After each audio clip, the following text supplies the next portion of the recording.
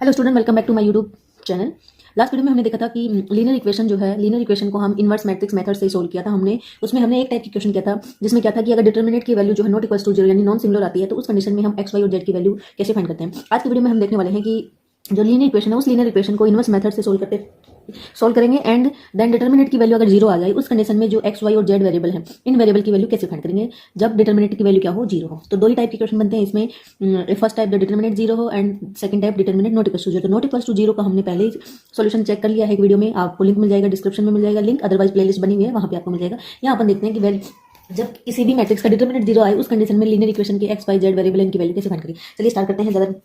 तो सबसे पहले हम इस लीनियर इक्वेशन को मैट्रिक्स फॉर्म में कन्वर्ट कर देंगे। ये जो लीनियर इक्वेशन है ये हमारे पास इस फॉर्म में है, ए एक्स इक्वल्स टू बी। ठीक है, हमको पता है इनवर्स रूप क्या होता है इसका, ए एक्स ए इनवर्स बी, ये इसका इनवर्स रूप होता है। और ए इनवर्स हम कैसे निकालते हैं, adjoint of A upon determinant.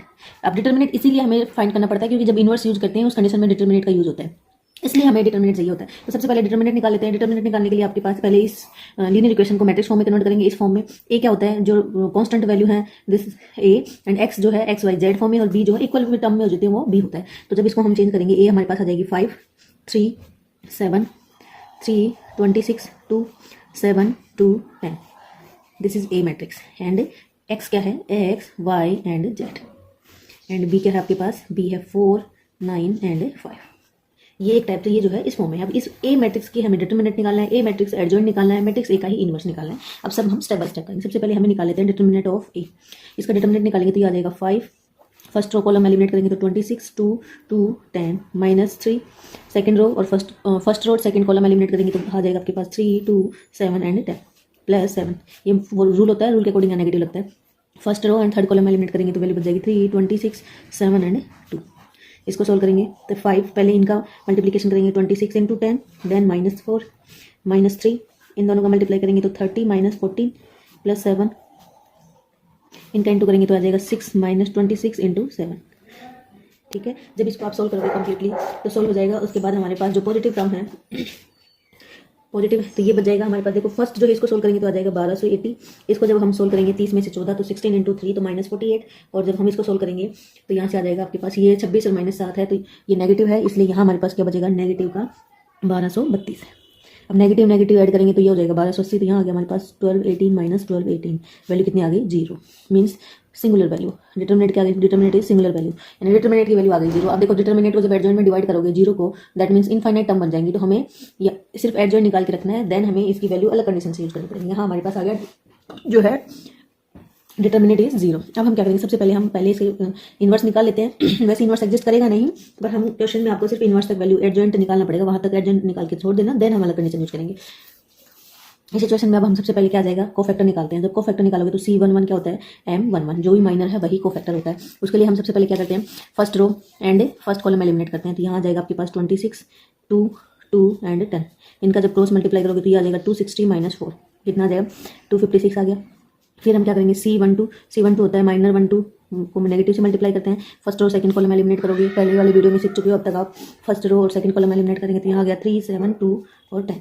इनको करेंगे 30 -14 तो यहाँ आ जाएगा हमारे पास 16, और ये 16 माइनर आया है, माइनस से मल्टीप्लाई करेंगे तो कोफैक्टर बन जाएगा। अब हमें निकालना है C13 निकालेंगे तो C13 क्या हो जाएगा, C13 आ जाएगा M13, जो कि माइनर की वैल्यू होगी। अब यहाँ इसके लिए हम क्या करेंगे, सबसे पहले आप क्या करोगे, first row and third column eliminate करो। First row third column eliminate करेंगे तो वैल्यू क्या आ जाएगी, फर्स्ट रो एंड थर्ड में एलिमिनेट किया तो बच गया 3 26 7 और 2, 3 26 7 एंड 2। क्रॉस मल्टीप्लाई कर लेंगे तो याद आ जाएगा 6 -27 इंटू 26 इंटू 7। जब इसको सोल्व करोगे आप तो सोल्व करने के बाद इसकी जो वैल्यू होगी वो हो जाएगी -176।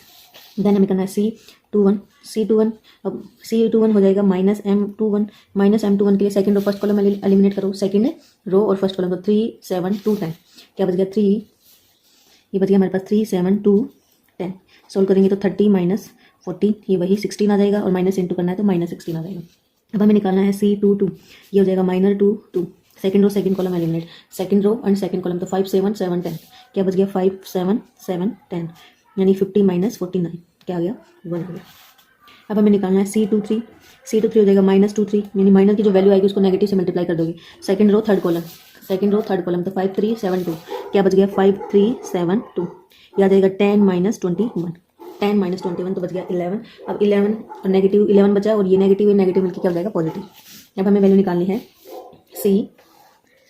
C31 मीन्स M31 का मान थर्ड रो फर्स्ट कॉलम तो 3 7 26 2 क्या बच गया 3 7 26 2 माइनस करेंगे तो 3 6 माइनस 26 इंटू 7। जब इसको सोल्व करेंगे तो सोल्व करने के बाद जो इसकी वैल्यू होगी वो आ जाएगी -176।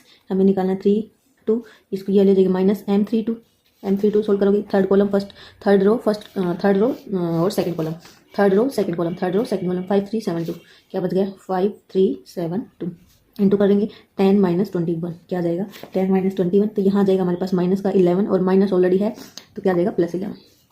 अब निकालना है C33 आ जाएगा आपके पास इसी तरह से थर्ड कॉलम 53326 इसको सोल्व करोगे क्रॉस मल्टीप्लाई करेंगे। सोल्व करने के बाद इसकी जो वैल्यू आएगी वो आ जाएगी पॉजिटिव 1 2 1। ठीक है, अब ये तो निकल गया कोफैक्टर, इसको इतना ही रहने दो। आप जब मैट्रिक्स फॉर्म में इसको कन्वर्ट करेंगे तो मैट्रिक्स फॉर्म में इसको कन्वर्ट करने के बाद हमारे पास ये मैट्रिक्स C11 की बन जाएगी। ये आ जाएगा देखो CIJ बन जाएगा। C11 है 256, C12 है -16 और ये है -16 एंड C13 है -176, C21 है हमारे पास -16, C22 है 1 एंड C22 1 और C31 11। देन है हमारे पास C31 -76 एंड C32 है 11 एंड C33 है 121। ये हो गया CIJ। अब एडजॉइंट निकालना है तो एडजॉइंट ऑफ ये क्या होता है CIJ transpose of CIJ। So transpose कर दो इसको CIJ का। जब हम ट्रांसपोज करेंगे तो ये हो जाएगा रो कन्वर्ट कॉलम कन्वर्ट रो 256 -16 -76 ये आ जाएगा -16 1 11 ये 176 11 एंड 121 ये यहाँ तक आ गया। ठीक है, अब हमें एक्स वाई की वैल्यू निकालने के लिए हमारे पास जो ऑलरेडी गिवन इक्वेशन थी उसमें क्या करेंगे let put x equals to k। ठीक है ना, x की वैल्यू k रखना। जो इक्वेशन थी हमारे पास किसी भी इक्वेशन थी हमारे पास देखो 5x + 3y + 7z equals to 4, 3x + 26y + 2z = 9 and 7x + 2y + 10z equals to 5। किन्हीं भी equation first second and equation third किन्हीं भी दो इक्वेशन में हम क्या करेंगे z की जगह पुट कर देंगे। क्या सॉरी z की जगह रख लो, x की जगह रख लो, y की जगह z किसी एक की जगह वेरिएबल की जगह k पुट कर लेते हैं। इक्वेशन फर्स्ट सेकंड में रखेंगे तो ये बन जाएगी इक्वेशन 5x + 3y इसको मैं लिख देती हूँ 4 - 7k एंड इक्वेशन सेकंड हो जाएगी 3x + 26y = 9 - 2k। ठीक है, दोनों को हमें सोल्व करना है। इसको मैं इंटू कर देती हूँ किससे 3 से, इसको इक्वेशन को इंटू कर देती हूँ 5 से। यहाँ से हमारे पास एक की वैल्यू आ जाएगी। तो ये जो इक्वेशन है कुछ इस टाइप से बन जाएगी 15x + 9y = 12 - 21k। ये बन जाएगी 15x प्लस इसको इंटू करेंगे 6 × 7 = 30 3 10 13 130y = 45 - 10k। दोनों को माइनस करो माइनस और ये प्लस ये कैंसिल आउट हो जाएगा। यहाँ से हमारे पास आ जाएगी -121y = ये बचेगा हमारे पास 3 और 3 33। ये देखो 10 है तो नेगेटिव, ये भी नेगेटिव है, ये भी नेगेटिव है। यहाँ जाएगा 11 के। पूरी इक्वेशन में से हम 11 के कॉमन ले सकते हैं। कॉमन लेंगे तो आ जाएगा 11y माइनस भी कैंसिल आउट हो जाएगा। ये आ जाएगा 3 - k। यहाँ से हमारे पास y की वैल्यू कितनी आ जाएगी 3 - k/11। ये y की वैल्यू आ गई। इस y की वैल्यू को पुट कर दो आप इस इक्वेशन को किसी भी एक इक्वेशन में, इन दोनों में से किसी में एक पुट कर दो, x की वैल्यू आ जाएगी। इक्वेशन है हमारे पास 5x + 3y = 4 - 7k। यहाँ वैल्यू रखेंगे y की तो 5x + 3 × 3 - k/11 = 4 - 7k। तो 5x सोल्व करेंगे ये उधर जाएगा तो आ जाएगा देखो -4 7k -9 - 3k/11। इसको सोल्व कर लेंगे। सोल्व करने के बाद हमारे पास यहाँ आ जाएगा देखो 44 - 77k -9 - 3k/11। यहाँ से जब सोल्व करेंगे तो 44 में से 4 गए 40 एंड 5 गए 35। ये तो आ गया हमारे पास 35। अब ये 77 नेगेटिव है, ये है तो ये आ जाएगा -80k/11। ये किसकी वैल्यू आई है, ये आ गई 5x की वैल्यू। और x की वैल्यू निकालना हो तो कॉमन ले लो, ये आ जाएगा 7 -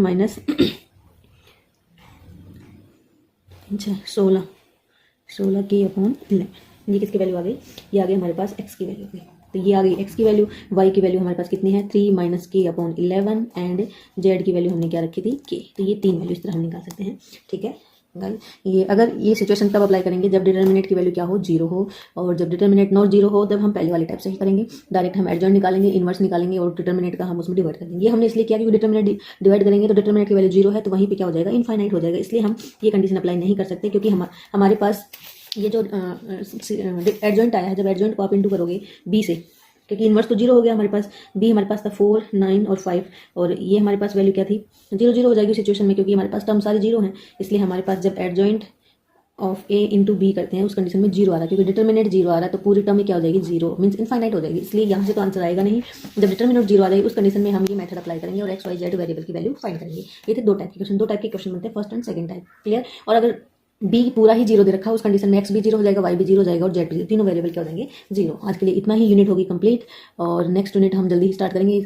अगर आप कमेंट करके बता सकते हो कि आपको पहले कौन सी यूनिट पढ़नी है मैट्रिक्स के अलावा। मैट्रिक्स कंप्लीट हो गई है और कुछ भी पूछना हो तो कमेंट करके पूछ सकते हो। मिलते हैं गाइज नेक्स्ट वीडियो में। Thank you for watching guys.